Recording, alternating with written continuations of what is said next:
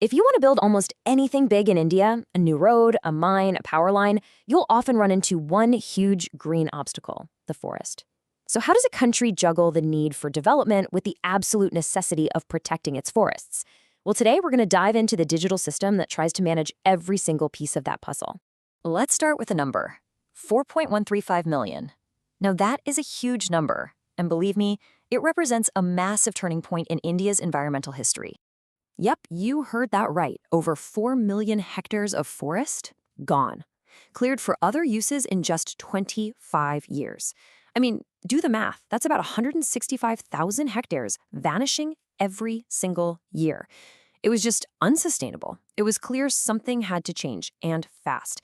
And that led to a really landmark piece of legislation.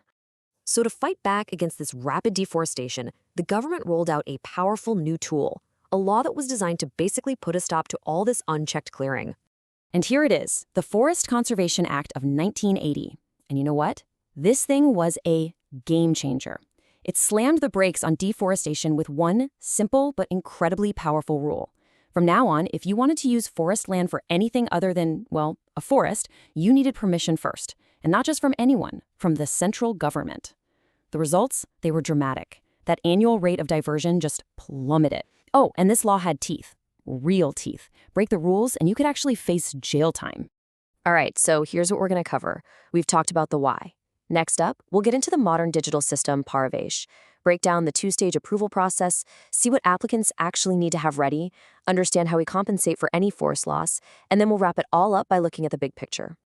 Okay, so fast forward to the 21st century. All this complex paperwork and process, it really needed a digital upgrade, something to make it faster, way more transparent, and just a whole lot more efficient. And that upgrade has a name, Parivesh. Yeah, I know it's a bit of a mouthful, but what it stands for is really important. Think of it as a single online hub for everything. It gets everyone, the applicants, the state governments, the central authorities, all onto the same page, using this one GIS-enabled platform. So we're moving from dusty old paper files to a totally digital, totally trackable workflow. So you might be wondering, how does a project proposal actually make its way through this digital system? Well, let's follow the journey step by step. Okay, first things first, let's get our terms straight. The key phrase here is forest diversion. Sounds official, right? It's basically the green light from the government to use a piece of forest land for something that is, well, not a forest. We're talking about things like building a new highway, a mining operation, or even some types of large-scale farming. The whole thing kicks off with stage one. The applicant, who we call a user agency, submits their proposal online through the Parivesh portal. And from there, wow, it goes on quite a tour.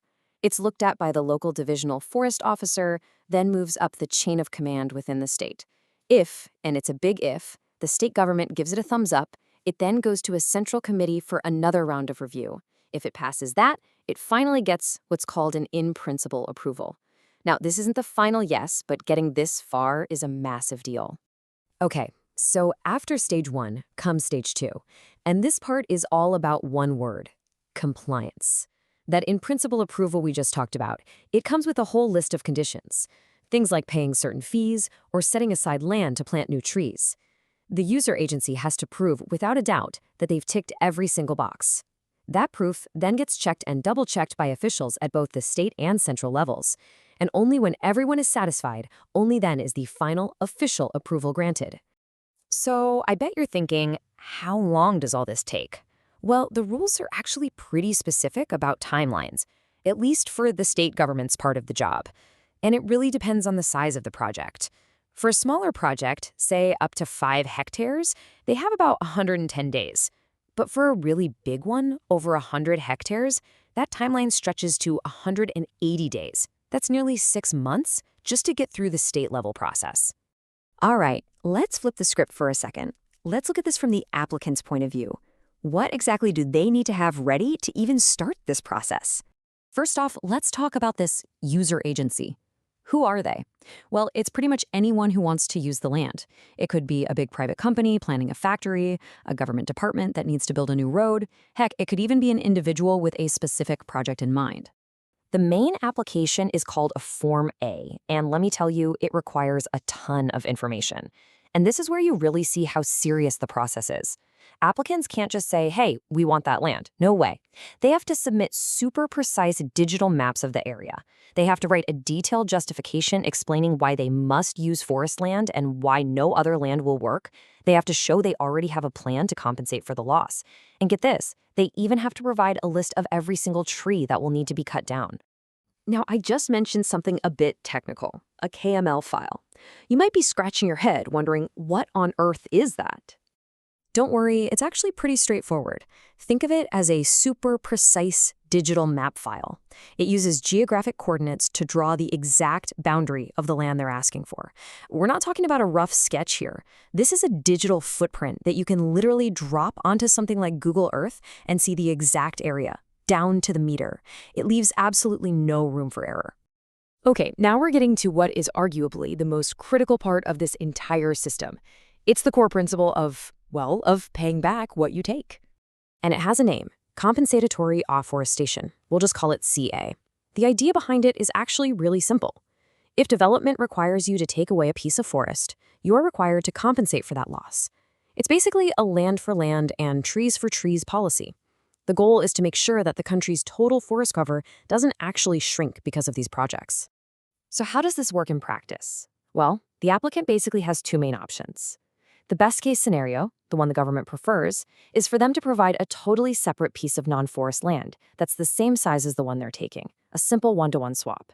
But let's say they just can't find any suitable non-forest land. There's a backup plan. They can use what's called degraded forest land. But there's a catch. If they go this route, they have to provide an area that is double the size of the land they're diverting. It's a bit of a penalty, really, to push them to find that non-forest land first. So when you step back and look at all of these pieces, the law, the digital portal, the strict rules, the compensation requirements, what you're really seeing is a massive national balancing act in motion. And this quote right here, it just sums it all up perfectly. On one side, you have India's huge environmental commitments, like the goal of getting forest and tree cover to 1/3 of the entire country. But on the other side, you absolutely have to facilitate the economic growth that a country with over 1 billion people needs.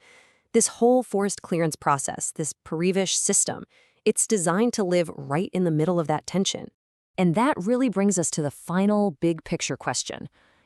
As India pushes to become a global economic superpower, while at the same time facing these incredibly ambitious climate goals, can a digital process like this one truly keep everything in balance? Can it make sure that every single tree that is counted and cut down is also properly and effectively accounted for? That right there is the multi-billion-dollar question at the very heart of India's development story.